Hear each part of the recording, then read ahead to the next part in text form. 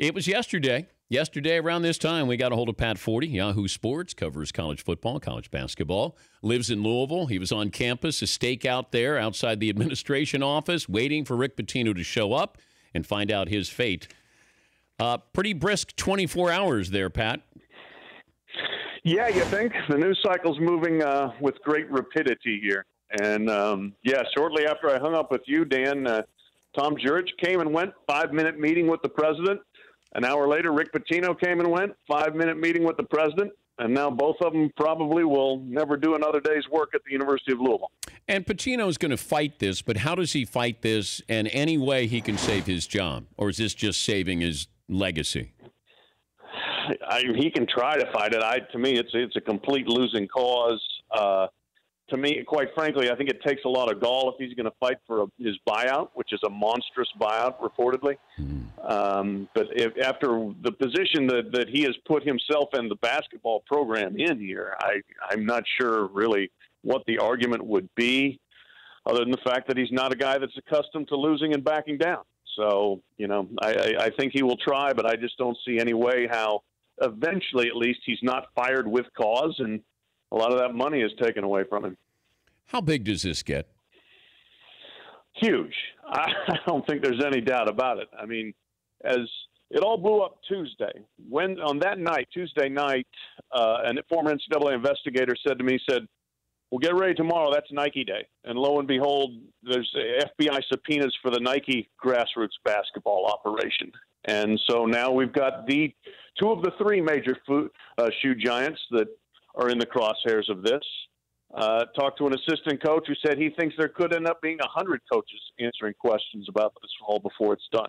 And, Right. I mean, you're pulling back a rug, and you are looking at everybody who recruits even, 3-star and up players. And what's the involvement of shoe companies in that, and where's the involvement of agents and financial advisors? I'm wondering about Pitino, this plausibility of, deniability, or if that's even the way to say it. But can he go in and say, "I just didn't know. I didn't know this was going," which I said, even if he says that, that's his defense, I fire him. That he didn't know this after what happened with the strippers. Can that be what his defense is? I simply did not know this was going on. It's not a plausible defense. It's really not. You may say plausible deniability, but it's implausible for sustainable employment. He played the "I didn't know" card once. You only get one of those in a career. You can't do that again. And especially, look, if all people like me and reporters that cover the game know that this is how the system works, you don't think that a Hall of Fame basketball coach who's been inside of it for 40 years knows that this is how the system works? That he had no idea when all of a sudden a 5-star recruit, top 10 guy who has been weirdly flirting around with different programs suddenly just shows up and says, "I want to go to Louisville"? That doesn't set off any alarm bells at all. I think maybe it should have. The death penalty keeps coming up, that you've had a repeat offender brazen in what they were doing, right in the faces of, the NCAA investigation. But this is bad for business for the ACC. And I said if this is Creighton may get the death penalty. This is Louisville. This is the ACC. And I have a hard time believing they're going to levy the death penalty on that basketball program. Your thoughts? I would have to think that you're right, that the ACC and the ACC's television partners, ESPN and others, would fight that very hard, because it does hurt their product, their ability to put games on television, to put a marquee program out there for consumption. I mean, if you take Louisville basketball literally away for a year or two, it's a damaging thing for a lot more people than just Louisville basketball. But, if the NCAA, which it maintains that the death penalty is still part of its penalty structure and still could be applied and enforced, if that's the truth, then this is a textbook definition of it, and it should be applied and enforced, in my opinion. Yeah, but Pat, if Baylor didn't get the death penalty, Louisville's not getting the death penalty. Back when they had the murdered player? Well, no, everything that's gone on at that athletic department there. I mean, I can go back to Dave Bliss. That's not even an NCAA case. Yeah, I mean, the football stuff's not even an NCAA case yet, or if it is, we don't. It's not one that's gotten to the point of any sort of penalty structure. I know, and look, yes, I know what you're saying though. What happened at Baylor and what happened at Penn State is far beyond anything that we're talking about Louisville buying basketball players.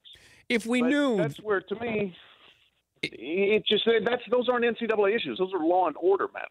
If we knew all of this was happening, has been happening for decades, right? We suspected that this was happening. We didn't know, the different avenues of how guys got paid and bribed and whatever those things, how they took place. Why is it now coming to light that the FBI had to go in, that the NCAA did not want to do this? Well, I mean, to me, that's one of the big questions of this. Absolutely, is does this point out that the NCAA is a complete failure in its ability to police itself? That if this has been the standard way of doing business for 20, 25 years, and everybody knew it, and they couldn't do a thing about it, then what does that say about the ability of the sport to keep itself clean? It's I think a huge repudiation of the NCAA. How it ended up in the FBI's lap, still not completely sure, other than somebody probably just hand-delivered it to him and said, you know what, hey, if you want to do this, here it is, and we'll show you how it's done. But the fact that the NCAA couldn't get it done is I think, a major part of this whole story. Yeah, I think the NCAA should just hire Yahoo Sports and say, would you do all of our work for us? No, I'm being serious. Like, they outsource this, and then you guys do investigative work. We'll give you the credit. You help clean up college athletics. What do you think?